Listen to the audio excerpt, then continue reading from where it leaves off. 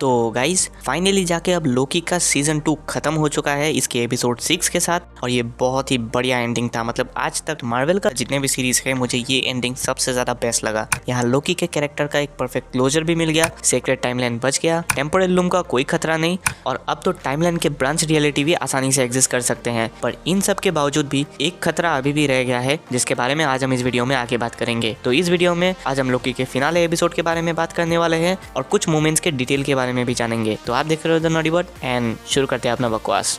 और हाँ, इस चैनल को भी सब्सक्राइब कर लेना।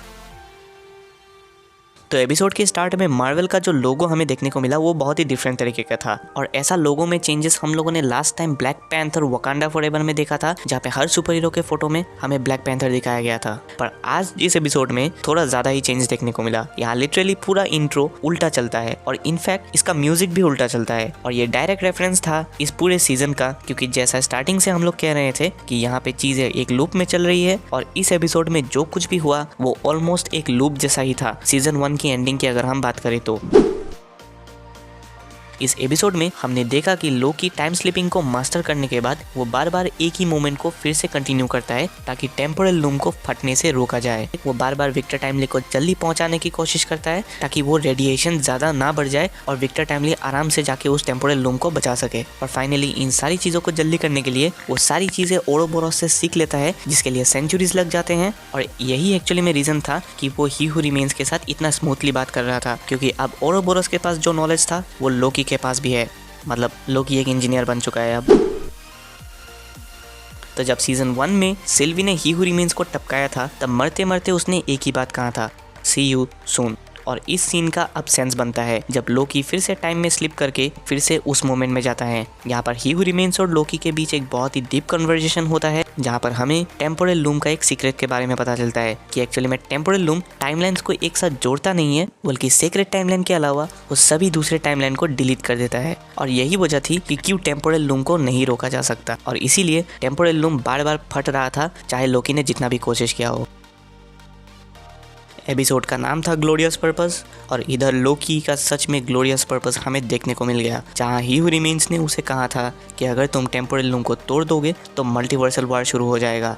और लोकी उस बात को नहीं मानता और वो कहता है कि मैं कोई और तरीका ढूंढ लेगा, पर मैं टेम्पोरल लूम को तोड़ के ही रहेगा। तो इसके एंड में हम लोग देखते हैं कि लोकी सीधा जाके टेम्पोरल लूम को फोड़ देता है और बाद में वो ही हू रिमेन्स की जगह ले लेता है। इसका मतलब है कि लोकी बन चुका है लोकी हू रिमेन्स, ऐसा ही बोल सकते हैं हम लोग, या फिर हम लोग कह सकते हैं लोकी गॉड ऑफ मिसशेप से गॉड ऑफ टाइम बन चुका है और सारी टाइमलाइन उसी के कंट्रोल में है। तो अब फाइनली अगर इसके एंडिंग के बारे में बात करें तो यहाँ पे लोकी टाइमलाइंस को अपने कंट्रोल में ले लेता है, और वो कंट्रोल थोड़ा डिफरेंट है जैसा ही हू रिमेन्स ने किया था। ही हू रिमेन्स क्या करता था कि वो एक ही टाइमलाइन को चला रहा था जिसको हम लोग सीक्रेट टाइमलाइन कहते हैं, और उससे निकलने वाली हर एक ब्रांच को वो प्रून कर देता था। इसके वजह से बहुत सारी जानें चले जाती है जो भी उस टाइमलाइन में जिंदा रहते हैं। पर यहाँ लोकी का स्ट्रैटेजी अलग है, उसने पूरे ब्रांचेस को एक ट्री के फॉर्म में बना दिया है। जैसे कि एक पेड़ में बहुत सारे ब्रांचेस हो सकते हैं, तो अब इस टाइमलाइंस में जितने भी सारे ब्रांचेस होंगे वो आराम से निकल सकते हैं और उन्हें कोई तोड़ेगा भी नहीं, यानी इन्फिनिट नंबर ऑफ टाइमलाइंस को कोई प्रॉब्लम नहीं होगी।